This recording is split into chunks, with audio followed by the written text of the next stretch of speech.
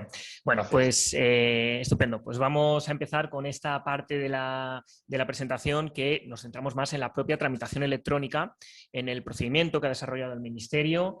Bueno, y un poquito ver paso por paso pues cómo remitir notificaciones previas, cómo remitir documentos de identificación, etcétera.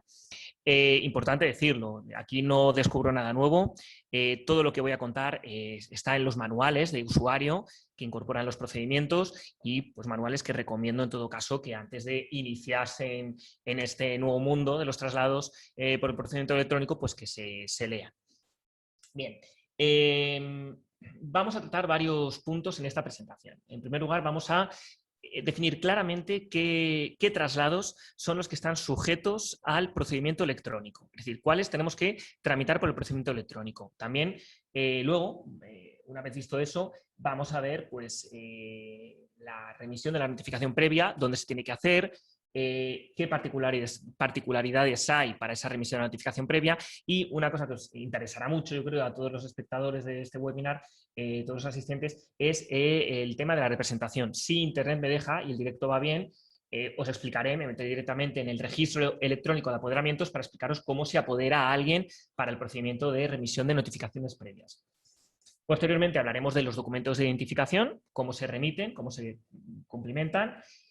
Tanto la fase A, es decir, la que rellena el operador de traslado antes de que el residuo empiece a moverse, como luego la fase B o parte 2, que es la que ya tiene que rellenar el gestor de la instalación de destino para aceptar o rechazar en su caso el residuo.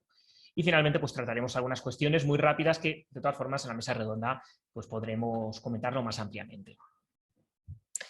Bien, en primer lugar, como primer punto, ¿qué traslados están sometidos o qué traslados tienen que tramitarse por el procedimiento electrónico?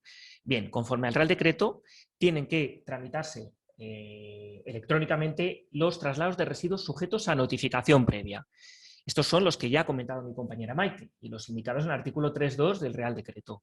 Son todos los traslados de residuos peligrosos, todos los traslados de residuos, sean peligrosos o no, que vayan destinados a una operación de eliminación, es decir, una operación D.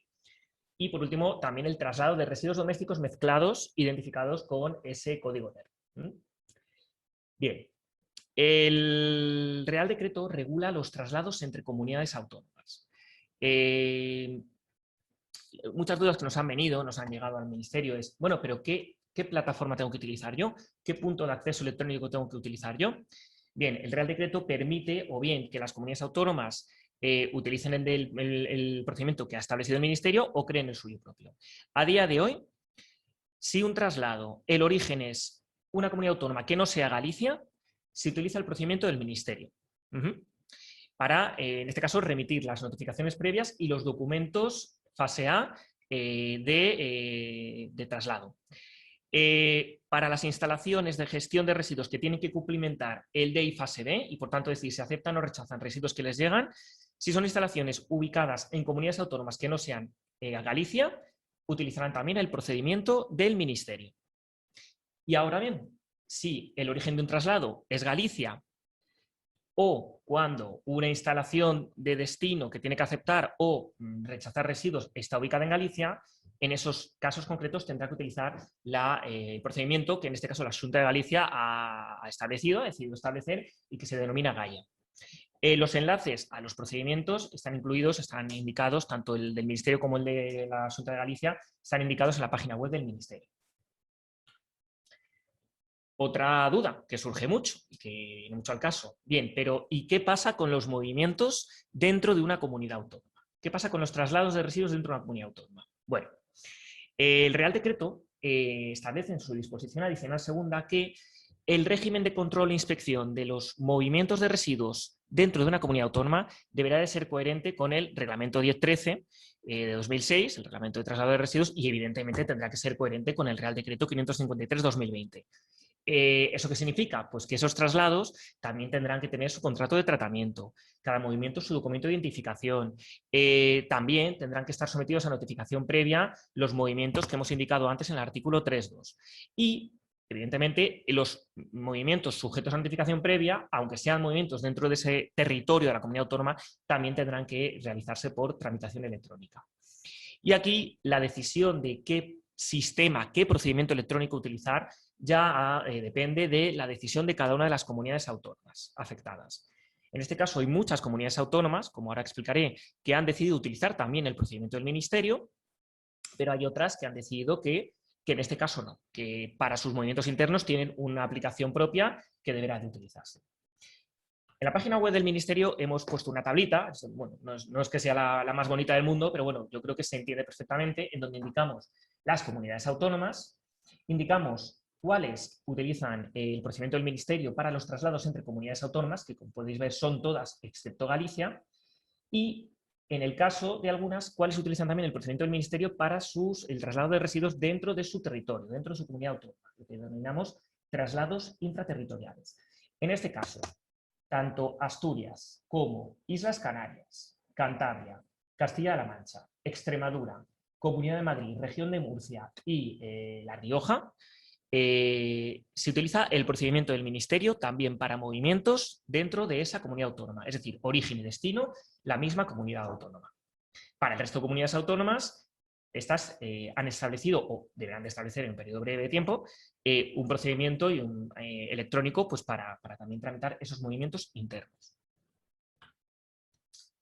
Bien, visto esto, vamos a pasar ya al siguiente punto. En este caso, la remisión de la notificación previa.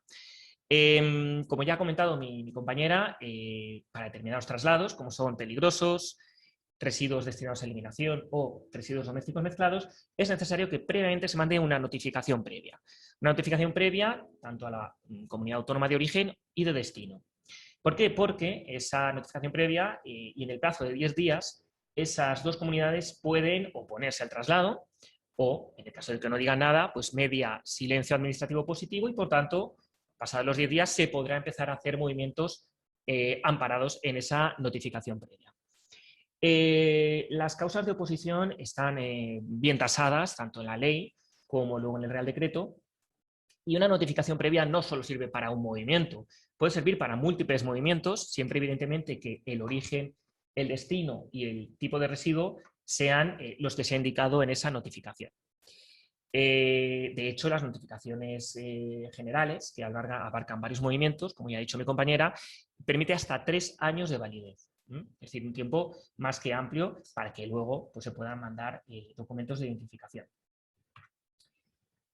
Bien, como las notificaciones previas en este caso se tiene que hacer, como ya hemos dicho, electrónicamente, esta remisión es un procedimiento administrativo como tal. Es decir, hay que presentar algo, una solicitud, en un registro electrónico, en un registro administrativo. En este caso, el Ministerio ha creado un procedimiento específico para la remisión de las notificaciones previas en la sede electrónica del Ministerio. Bien, la sede electrónica del Ministerio, en este caso, tiene un procedimiento, tiene este código SIA, es importante que nos acordemos de él, luego explicaré por qué, y ese procedimiento tiene también, por supuesto, un manual de usuario que, como digo, aconsejo y recomiendo que se lea pues, antes de iniciarse en la remisión de notificaciones previas. Bien, la carga de las notificaciones previas, la presentación de notificaciones previas se puede hacer de dos maneras. O bien adjuntando un fichero XML. Hay que decir que este fichero tiene que cumplir los estándares E3L, es decir, unos estándares informáticos y unos esquemas informáticos que se llama Environmental Exchange Language y que a fin de cuentas es un poco el lenguaje informático que nos hemos dado tanto el Ministerio como las comunidades autónomas para intercambiarnos información en materia de residuos.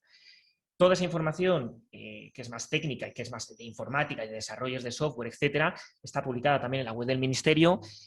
Cada versión nueva se publica también las nuevas modificaciones y, por tanto, para todas las empresas de desarrolladores, pues que nos consta que hay muchas empresas que están desarrollando programas informáticos para permitir luego la preparación y remisión de forma más fácil o automatizada de documentos de traslado, pues pueden consultarlo ahí para crear sus programas o sus sistemas. Bien, al ser un acto administrativo, cada vez que accedemos al procedimiento y presentamos algo ante el registro, solo podemos hacer una presentación de una notificación previa cada vez. ¿vale?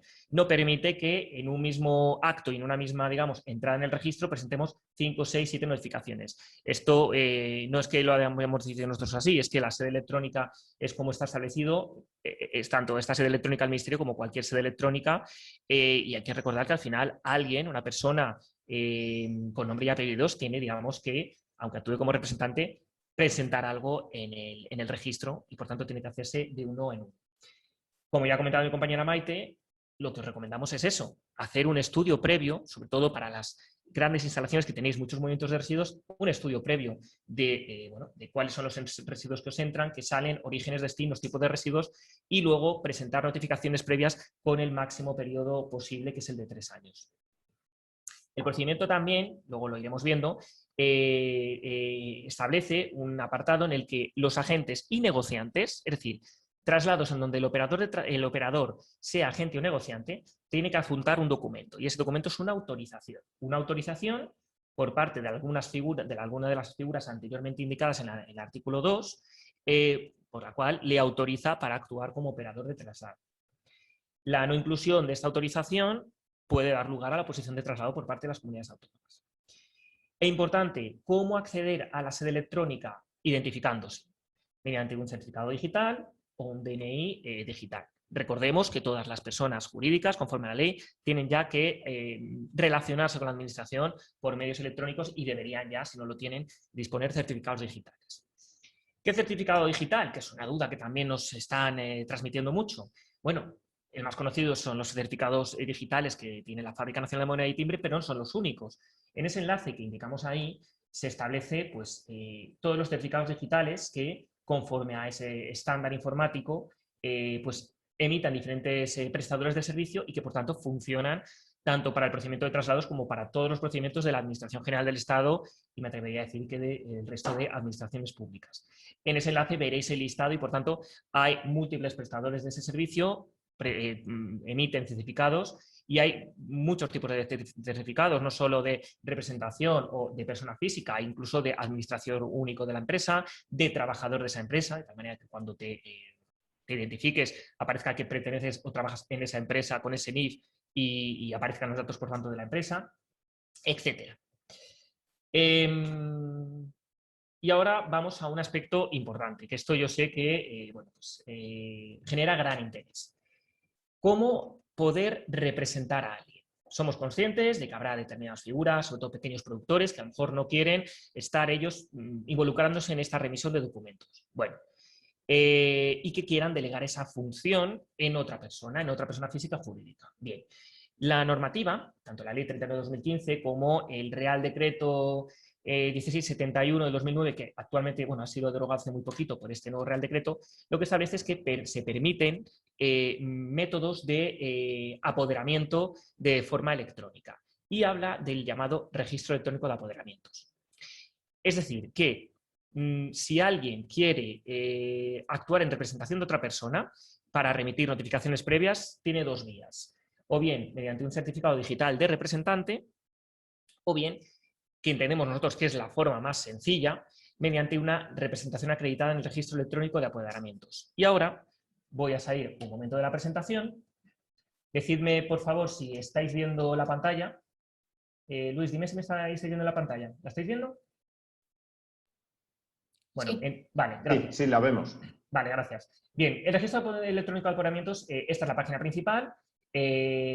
Con que busquéis eso en Google os va a salir la primera entrada, ¿vale? Está dentro del PAE, del punto de acceso de Administración General del Estado, y entonces accederíamos aquí. Yo ya he accedido, esta sería la página en donde accederíamos, accedemos mediante un certificado de DNI digital y nos lee el NIF y el nombre y apellidos o razón social en su caso de ese certificado. Yo en este caso, aquí soy, esto es un certificado de prueba, Juan Español Español, bien, y vamos a hacer un ejemplo práctico de cómo Juan Español Español podría apoderar a alguien para el procedimiento de traslados. Bien, hay diferentes tipos de apoderamientos, uno que es general para todo, otro que es para una serie de cuestiones o actuaciones, pero habría que irse a este, a apoderamientos por trámites y procedimientos. Vaya, pues hemos tenido un problemita. Me ha echado del sistema, perdonad un momento, a ver si no tarda mucho. Cosas del directo. había entrado antes, pero...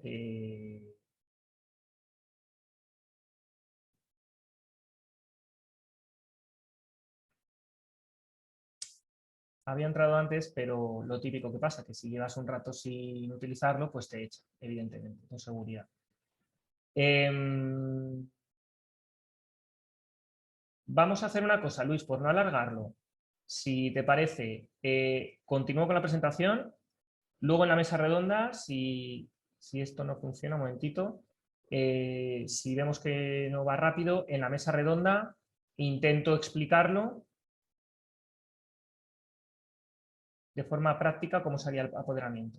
Vamos a ver si me deja o no. Es que ahora mismo está pasando la pasarela digital. Hoy además va un poquito lento.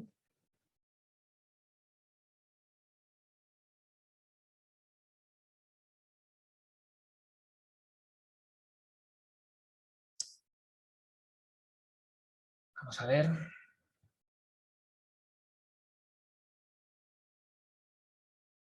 Disculpad, pero bueno, cosas del directo.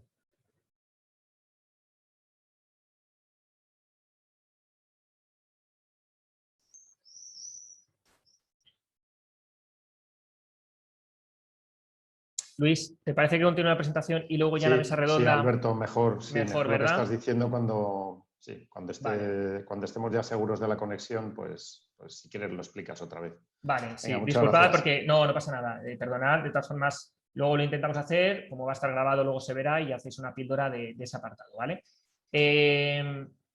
Bueno, importante. Luego lo explicaremos, pero ¿qué implica el registro electrónico de apoderamientos? Primero, esa persona que quiere apoderar a alguien, que se llama el poderdante, tiene que acceder al registro electrónico de apoderamientos y apoderar a quien decida, una persona física o jurídica, para, en este caso, un determinado procedimiento, que es el de notificación previa de traslados en interior del territorio del Estado. Muy bien. Una vez hecho eso, lo firma y, una vez hecho eso, el apoderado, el que señalamos ahí en verde, tendrá que entrar también en el REA con su certificado y en este caso irse a un apartado que es mis solicitudes o mis apoderamientos y aceptar o activar ese apoderamiento. Una vez hecho eso, esa persona, ese apoderado, podrá remitir notificaciones previas en nombre del poderdante, ¿vale? En nombre de ese representado. Importante, y ya lo ha comentado Maite, imaginemos que yo, Alberto Morán, apodero a Luis Palomino para que él pues me mande en notificaciones previas en mi nombre. Y lo hago a través del REA. Bien, pues cuando acceda e indica que me está representando, Luis aparecerá como representante, pero en el bloque de operador de traslado apareceré yo. Seguiré apareciendo yo como Alberto Morán, es decir, como el representante, en este caso el operador de traslado. Esto es importante que quede claro, ¿vale? También puede ocurrir que entremos a título personal, con nuestro certificado personal o DNI electrónico. En ese caso, la información que se cargará en el bloque de operador de traslado será la que tengamos en el certificado DNI electrónico de, pues como persona física, ¿no? Como a título personal. En este caso el mío, Alberto Morán García. Bien, aquí teníamos un ejemplo para acceder, es decir, cuando se accede, ahí está, por ejemplo, mi nombre y parte de mi DNI, pues yo indico que, en este caso, actúo en representación de alguien y cuando yo indico que actúo en representación, perdón, cuando yo indico que actúo en representación de alguien, perdóname, indico que actúo en representación de alguien, indico el NIF de esa persona representada y al dar a este botón, al buscar datos del representado, automáticamente buscará en el REA y dirá que efectivamente tengo un apoderamiento en nombre de esa persona y indicará los datos de esa persona que es la representada. Y esos datos serán los que aparecerán además en el bloque de operador del traslado. Bien, luego intentaré, si internet me deja, pues hacer un ejemplo práctico. Otra de las cuestiones que ya ha hablado con mi compañera Maite. Operadores de traslado. ¿Quiénes pueden ser operadores de traslado? Bueno, pues el operador de traslado, es decir, esa persona física o jurídica que organiza el traslado y se encarga del traslado, es alguna de las figuras indicadas en el artículo 2A. Por regla general, será el productor inicial del residuo, ¿vale? Pero podrían ser otras figuras.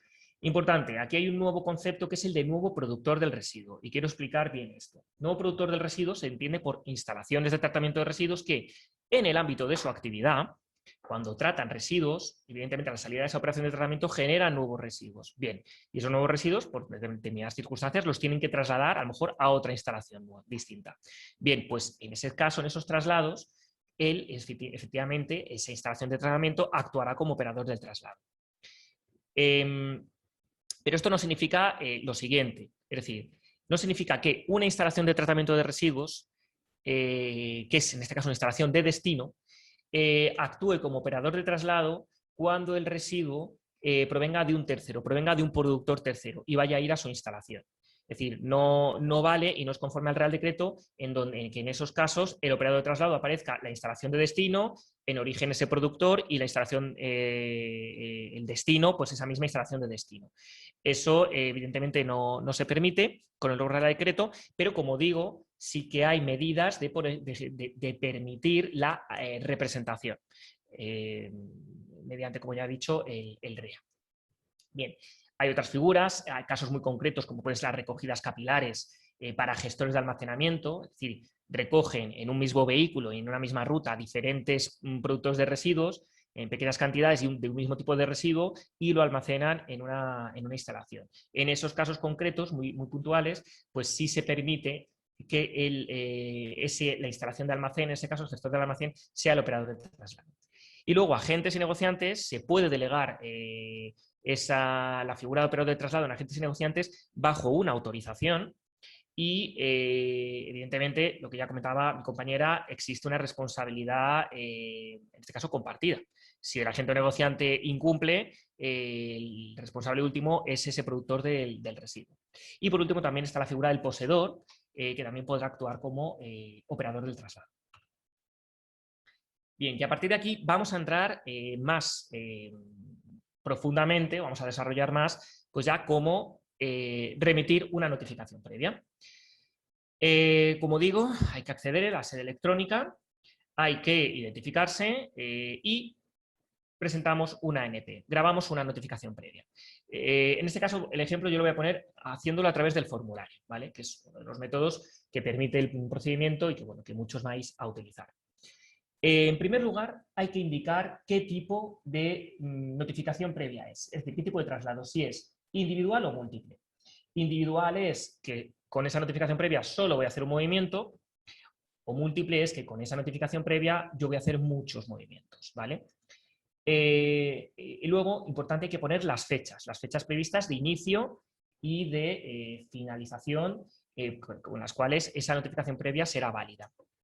En la fecha de inicio, por favor, hay que tener en cuenta que, como hay que esperar 10 días naturales para que se opongan las comunidades autónomas, no pongáis la fecha de inicio el mismo día en la que estáis presentando la ANP, poner por lo menos 10 días después, ¿vale?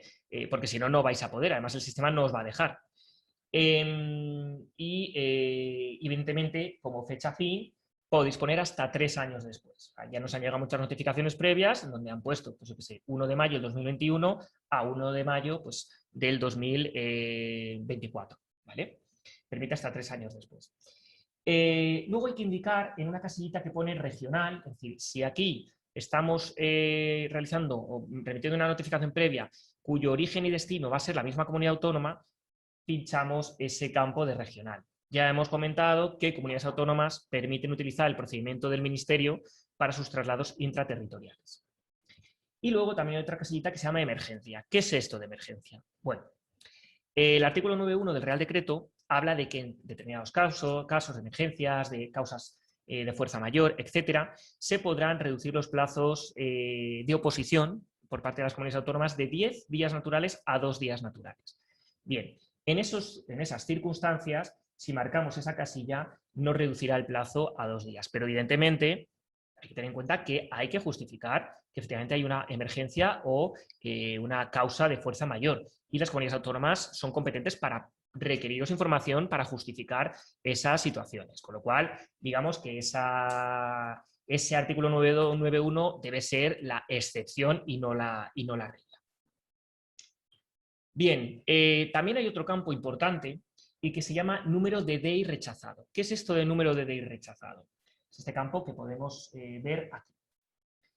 Cuando un residuo yo lo he trasladado a una instalación y esta instalación por diferentes causas no me lo ha aceptado, lo ha rechazado y se ha decidido por parte tanto de esa instalación de destino como del origen, del operador de traslado, que en vez de devolverlo al origen se reenvíe a otra instalación distinta,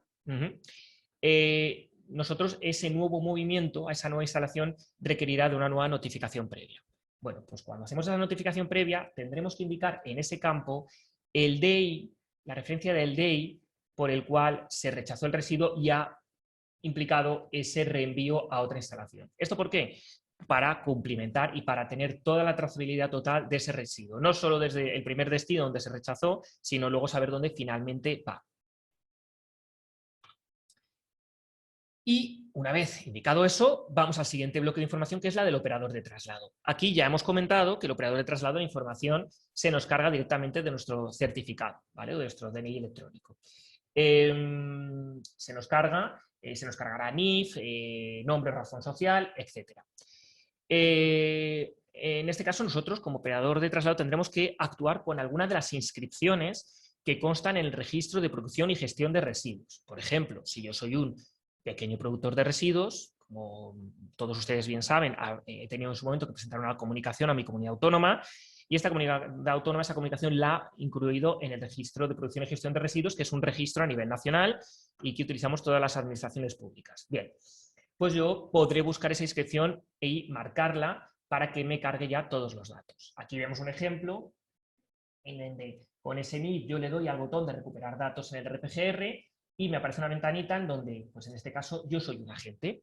Bien, pues yo clico esa información y se carga toda la información de ese agente. Se cargará la información de número de inscripción, tipo de inscripción, NIMA, NIF, evidentemente, bueno, razón social, direcciones, datos de contacto, etcétera. Todo lo que consta en el registro de producción y gestión de residuos.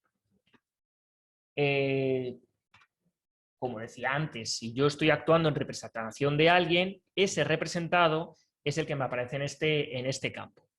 Y también, por supuesto, si yo actúo en representación, por ejemplo, de un pequeño productor de residuos, aparecerá su NIF, ese representado, y también podré buscar la inscripción que corresponde.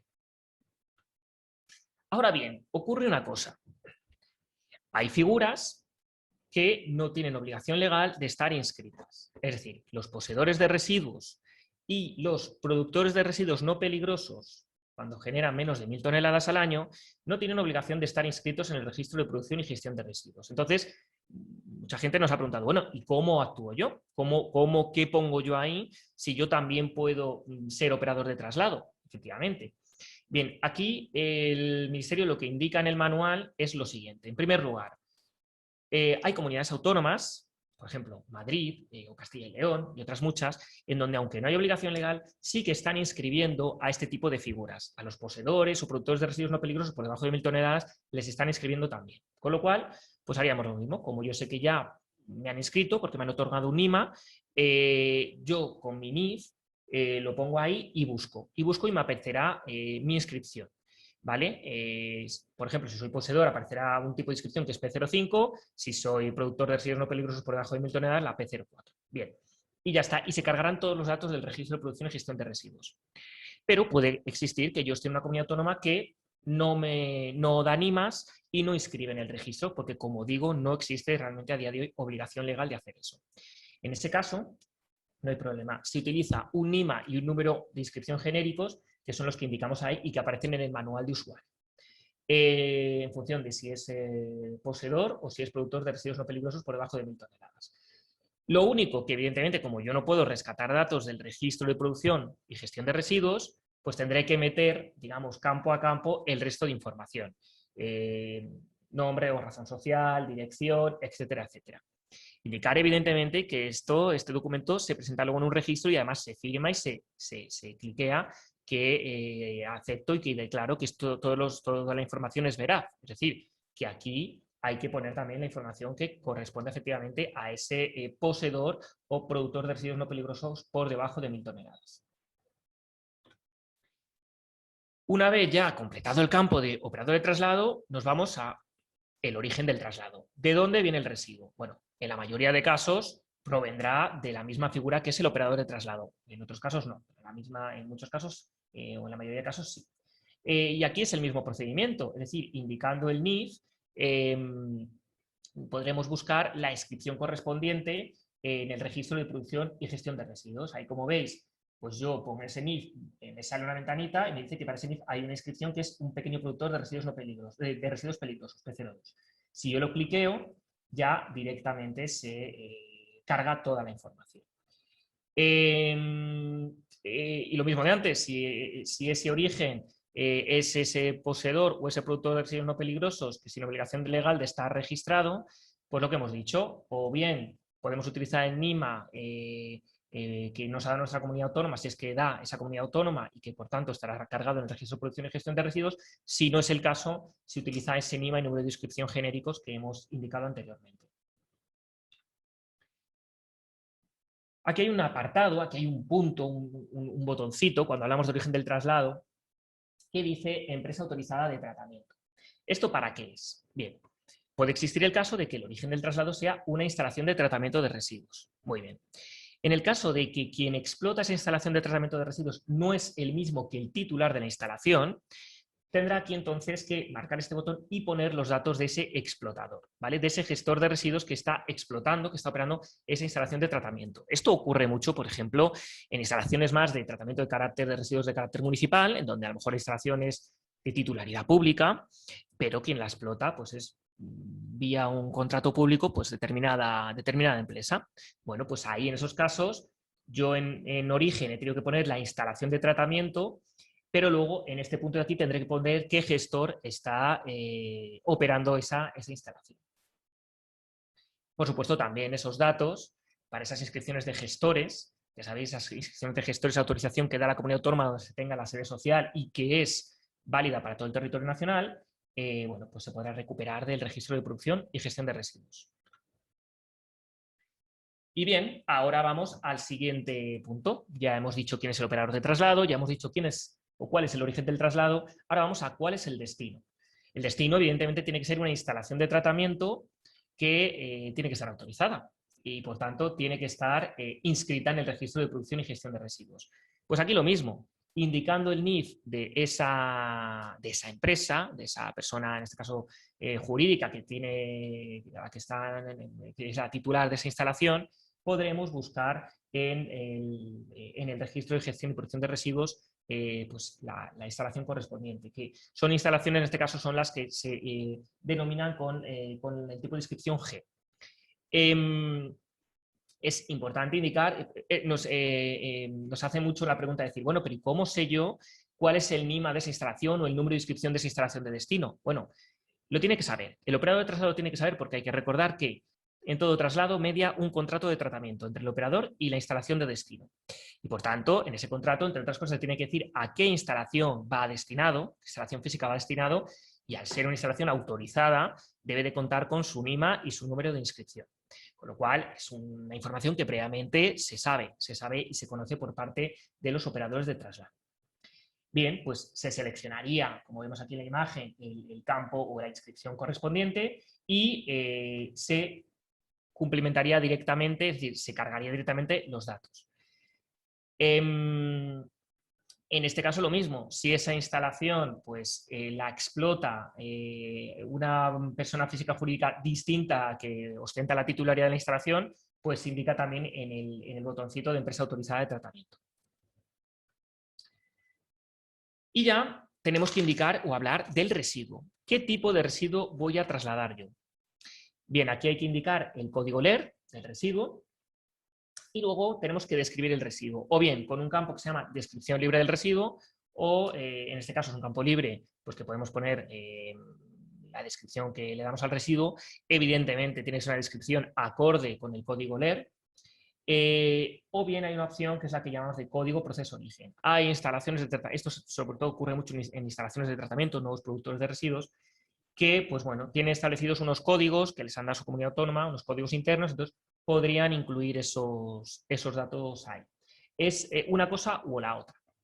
hay que indicar la cantidad de residuos que previsiblemente vamos a mover a través de esta notificación previa. Es decir, que si yo presento una notificación previa para 3 años, pues se recomienda hacer un cálculo previo y estimatorio de, bueno, pues yo más o menos voy a mover todas estas cantidades. Es importante decir que esa cantidad va a actuar como un contador. Es decir, yo cuando luego vaya mandando documentos de identificación, yo mientras vaya haciendo movimientos de diferentes residuos amparados en esta notificación previa, y cuando me los vayan aceptando mi instalación de destino, va a ir contando la cantidad que nos queda por mover. Y cuando yo supere la cantidad que he indicado en la notificación previa, ya no me va a dejar mandar más documentos de identificación. No me va a dejar mandar más documentos, con lo cual lo único que me quedará es presentar una nueva notificación previa. Y luego, en el caso de que se traten de residuos peligrosos, pues habrá que indicar el código de peligrosidad. Los HP, que recordemos conforme a la normativa, bueno, el productor del residuo está obligado a caracterizar sus residuos peligrosos, a indicar los códigos de peligrosidad que tiene y etiquetarlos conforme a la normativa. También habrá que indicar la operación de tratamiento de destino. Es decir, sabemos que va a esta instalación de destino y qué operación de tratamiento va a someterse el residuo. Y aquí quiero hacer una apreciación o un apartado especial respecto a esas operaciones. El artículo 8 del Real Decreto nos dice que en el caso de operaciones intermedias o en el caso de almacenamientos, se deberá de indicar tratamientos posteriores. Bien, en el caso de que la instalación de destino inicial vaya a someterse a una de 13, de 14, de 15, R12 o R13, se deberá de marcar posteriormente ese botón de añadir tratamiento posterior para indicar cuál va a ser la instalación a la que posteriormente irá el residuo tras ese primer tratamiento. Solamente se indica la instalación. Y aquí quiero poner una serie de ejemplos porque nos han llegado muchas dudas al respecto. Por ejemplo, una de ellas es, yo tengo un residuo que lo traslado a una operación intermedia inicial y que de esa operación intermedia inicial luego va a otra instalación que también hace otra operación intermedia. ¿Tengo que seguir informando de la siguiente operación o no en la notificación previa? En ese caso, el criterio del Ministerio es que no hay que informar de la siguiente. Y voy a poner aquí el ejemplo. Nosotros tenemos un productor de residuos.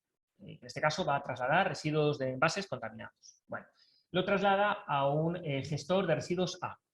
Este movimiento, evidentemente, al ser residuos peligrosos, tendrá que previamente presentarse una notificación previa y tendremos que indicar la información sobre el origen del residuo, el destino del residuo.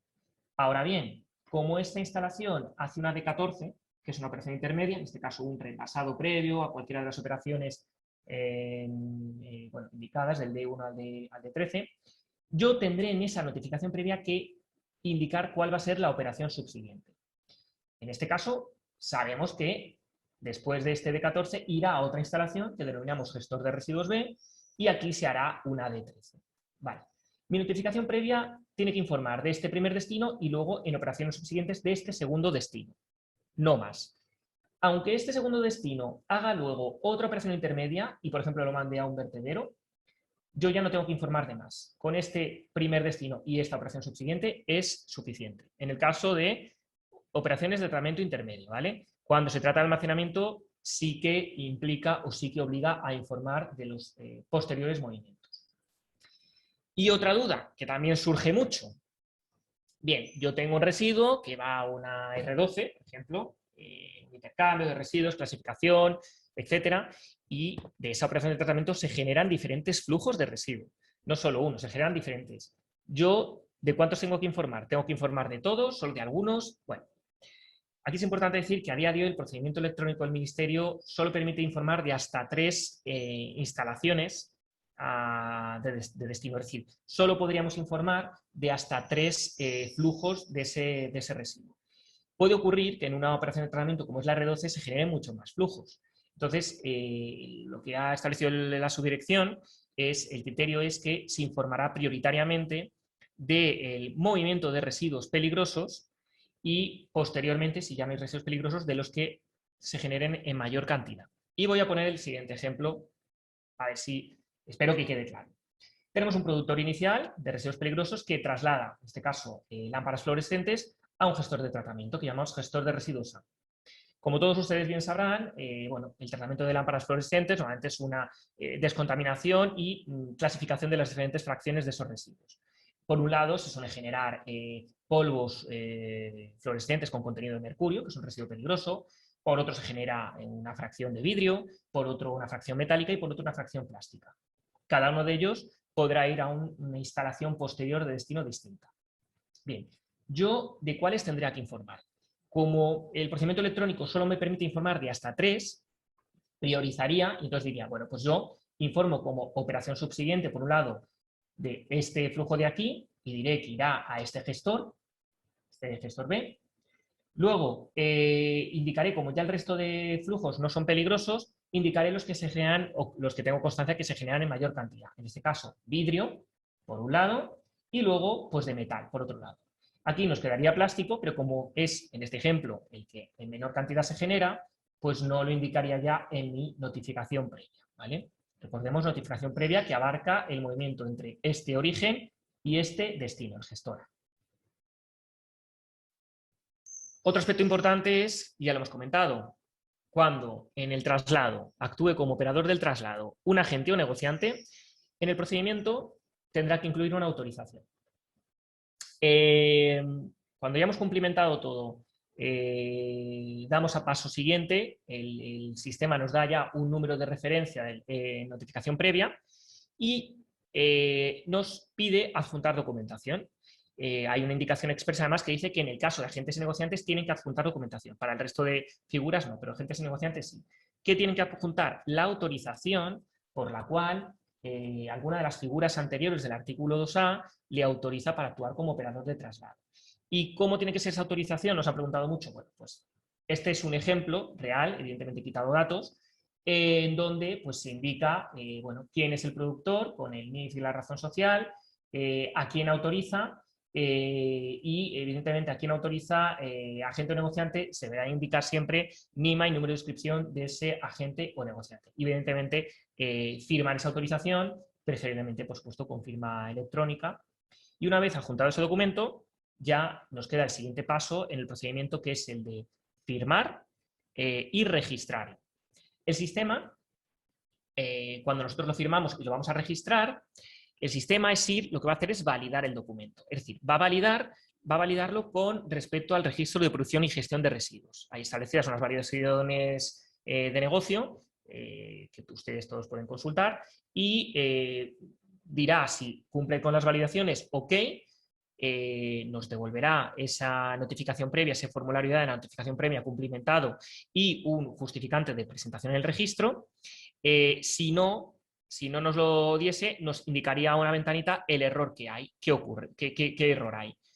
Tipos de validaciones, para que quede claro, pues por ejemplo, que el LER que yo estoy intentando trasladar a esta instalación de destino, esa instalación de destino no está autorizada para tratar ese LER. Por ejemplo, o pues que esa inscripción que yo he puesto, por ejemplo, de productor, pues no aparece en el registro, ¿no?, de producción y gestión de residuos. Bueno, hay diferentes tipos de validaciones. Una vez se ha validado, ha ido todo ok, ESIR lo que hará es remitir la notificación previa a la comunidad autónoma de origen y de destino. Y a partir del día siguiente contarán esos 10 días naturales para que estas dos comunidades autónomas se puedan oponer o no, y por tanto medie silencio administrativo positivo. ¿Cómo sé yo si se han opuesto? Si se han opuesto, les llegará a la dirección de correo de contacto que han indicado un mail diciendo que esa solicitud se encuentra en estado desestimado. En todo caso, en cualquier momento ustedes pueden acceder a el área personal, a perfil personal de la sede electrónica, ver todas las solicitudes que ustedes han presentado y ver el estado en el que se encuentran. Si pone desestimado, significa que se han opuesto. Si pasado 10 días desde que usted lo presentó sigue poniendo la opción de solicitado, significa que ustedes ya pueden empezar a mover residuos porque no ha habido oposición al traslado.